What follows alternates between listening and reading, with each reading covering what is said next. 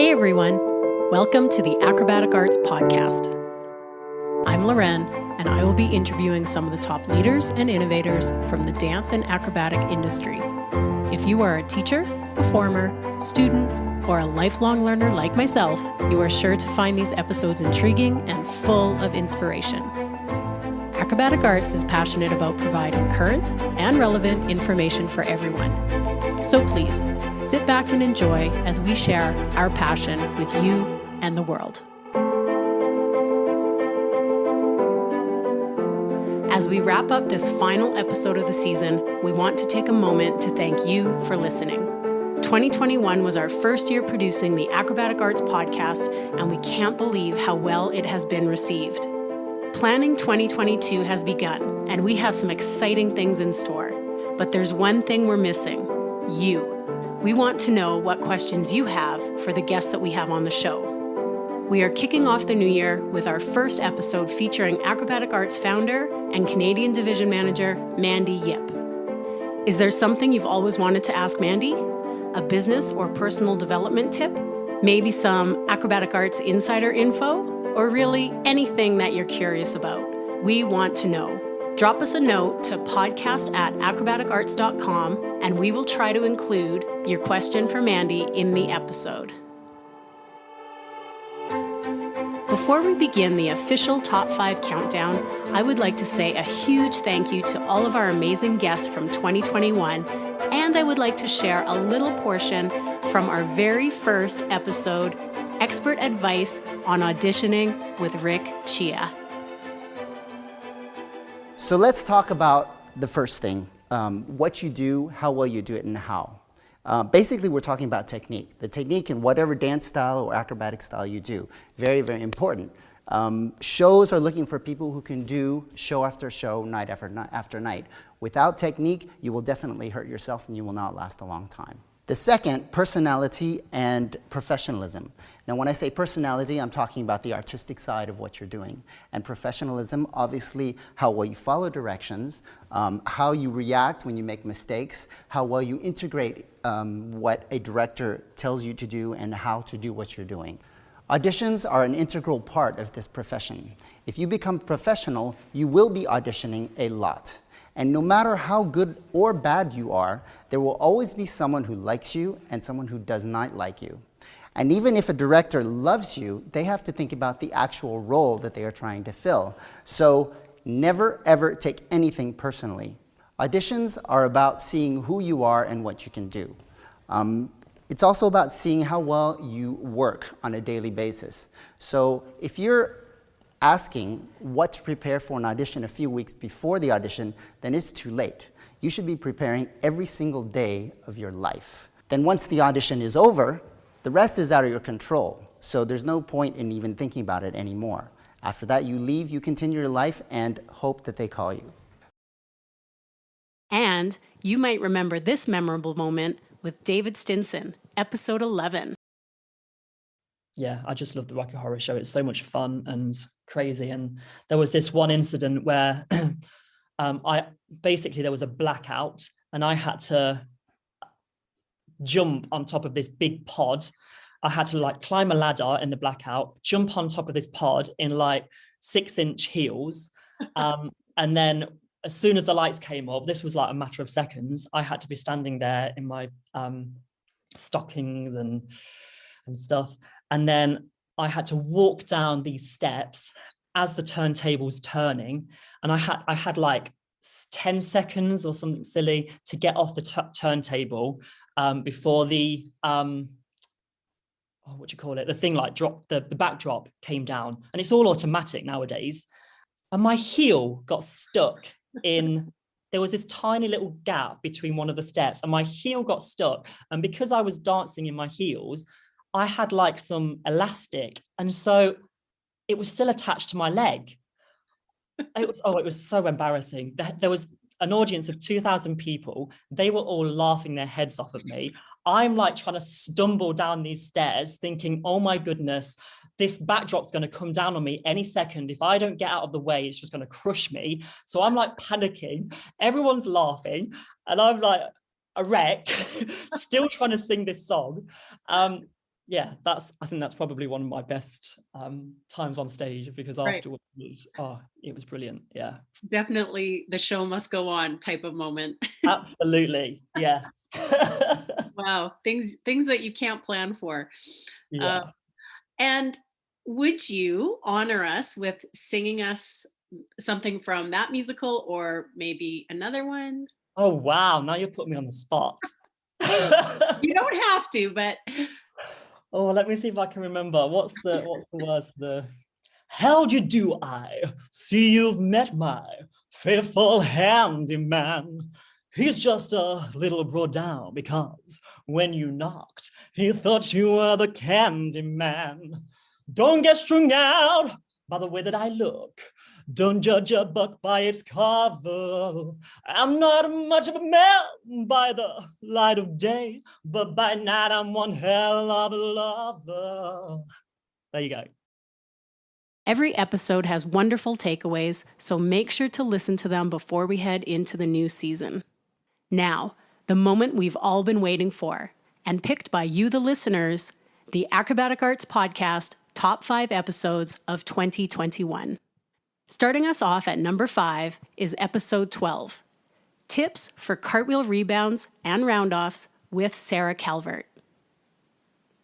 In my opinion, I think the roundoff is really one of the hardest skills that you will teach your dancers, and it's one of the hardest things to have them master, even though the dancers themselves may feel like it's actually an easy skill. And that's just because they really are doing a cartwheel that lands with 2 feet. So they feel like they've really mastered this roundoff, and they're doing this roundoff because they've done this cartwheel that lands with 2 feet. However, there's just so many technical components to a good roundoff, and it really is super foundational for your tumbling skills.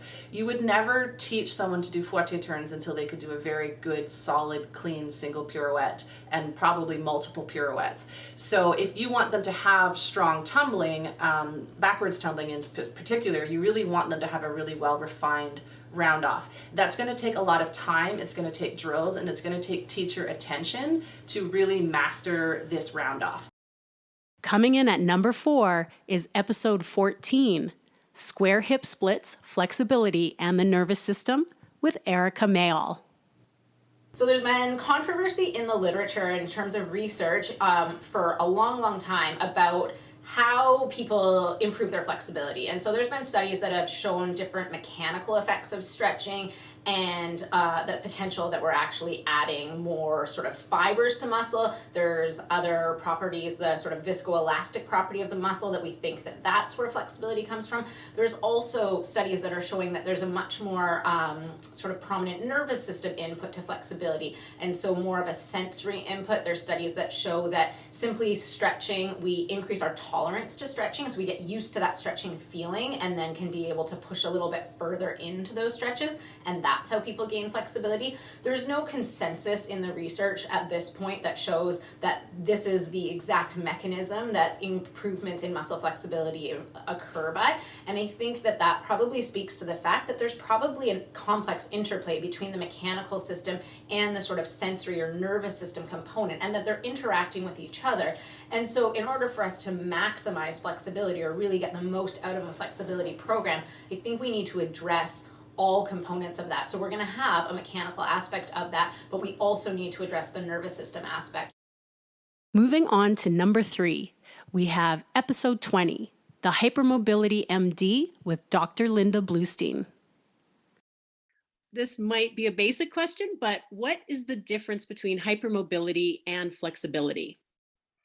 That is always like the number one leading question, but it's such a good thing to start with because it is so extremely important, and especially in dance, something like dance or acro, where we're not trying to quote unquote just live our lives pain free, but we're trying to maximize our range of motion. And ironically, though, it benefits everyone to maximize their usable range of motion. So hypermobility, the word hyper in front of anything means high. So hyperthermia is high body temperature.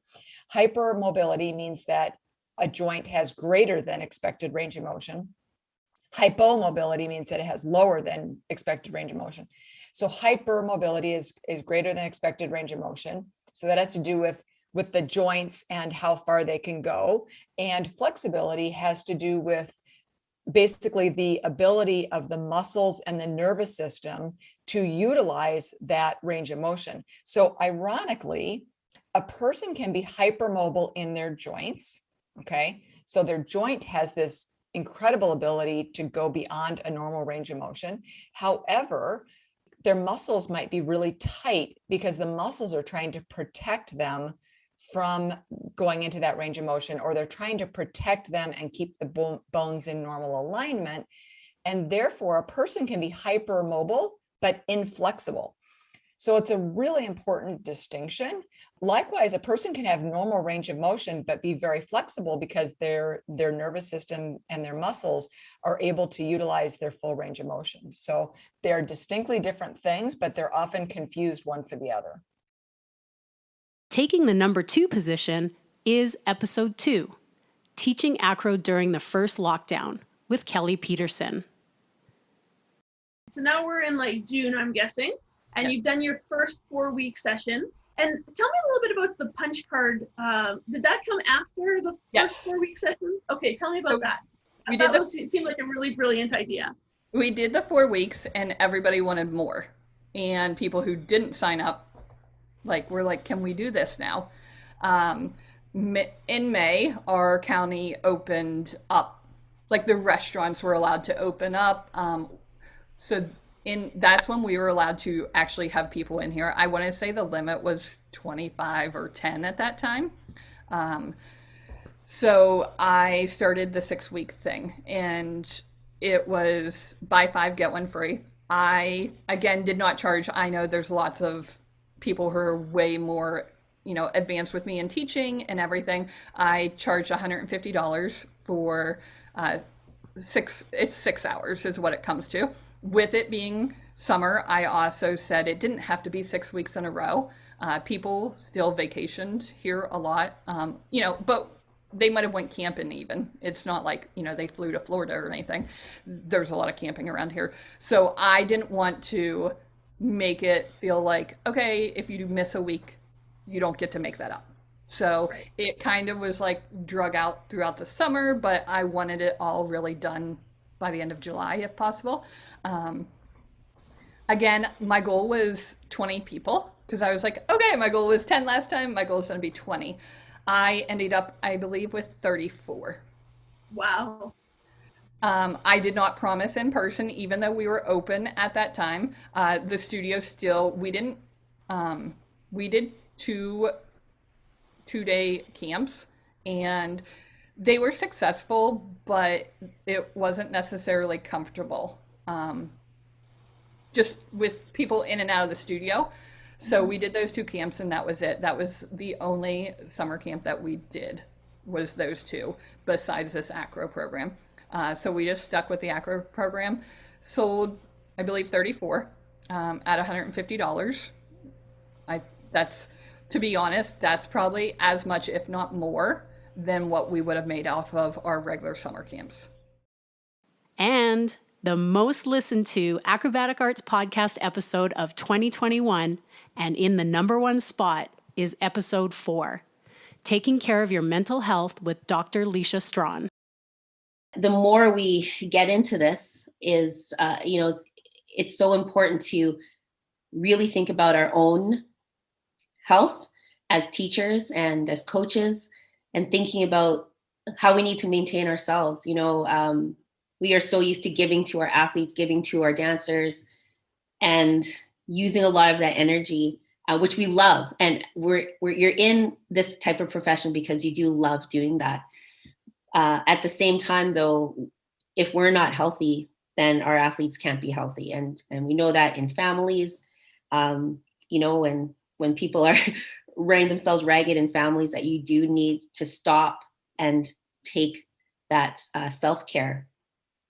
So, I'm just going to offer a few things just to think about for teachers in terms of protecting their own mental health during this time.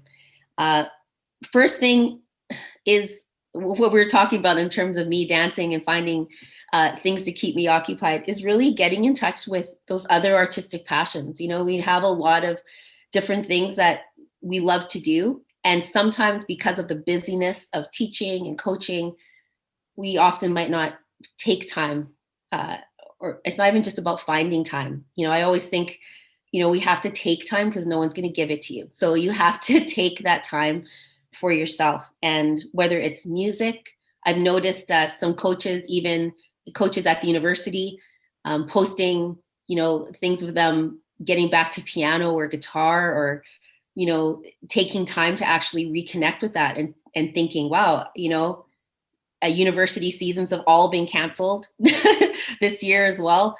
And so those coaches are also like, other than recruiting right now, and I have obviously things I can do and courses I can take, but what are some things that are going to feed me?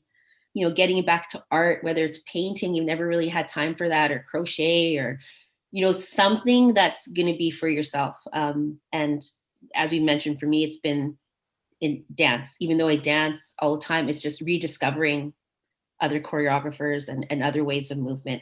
So making the best of this time that way.